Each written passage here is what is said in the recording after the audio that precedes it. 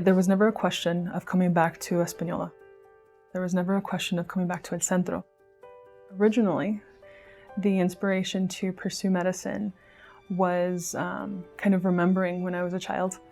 I would accompany my mom to her doctor's visits, but also I would serve as interpreter.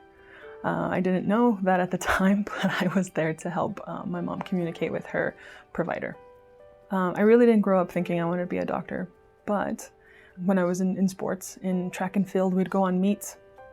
And I remember other schools, you could kind of hear them say like, oh, here comes Española, like here come the druggies and things like that. So, but at UNM, I remember in some of those like health classes or in the pre-med classes, sciences, I'd hear like, hey, you're from Española and you made it out? Or you're from Española and you're going to be a doctor? Whoa, like good for you. And just that started to kind of plant the seed of like, how does the rest of the world look at us from Española? Knowing that, you know, being a Hispanic woman, I could not only be a part of the solution by being a physician who speaks Spanish, speaks the language of the community, also practice in Española so that people don't have to travel outside of Española to get their care, culturally appropriate care. I always knew that I wanted to be at the adolescent clinics, the high school clinics. And I think that's where that passion grew of like wanting to inspire the student body, letting them know that, hey, we are not the druggies that other folks might see us as, but we can actually be more. So for my residency program with Santa Fe, I did an elective in an adolescent clinic. I got to work with some of the pediatricians in Santa Fe.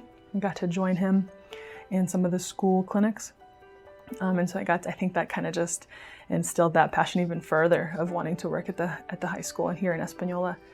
And then with just kind of a full circle kind of moment, the addiction rotation that I did, not only the medical part, the medicine part of like medications and how to prescribe medications like Suboxone, but also just how to remain human, right? And have that humility and humanity to taking care of patients that are very vulnerable with such conditions like addiction.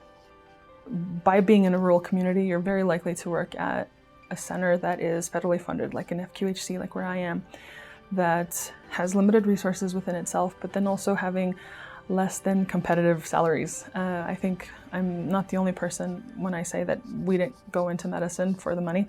We do need family medicine physicians.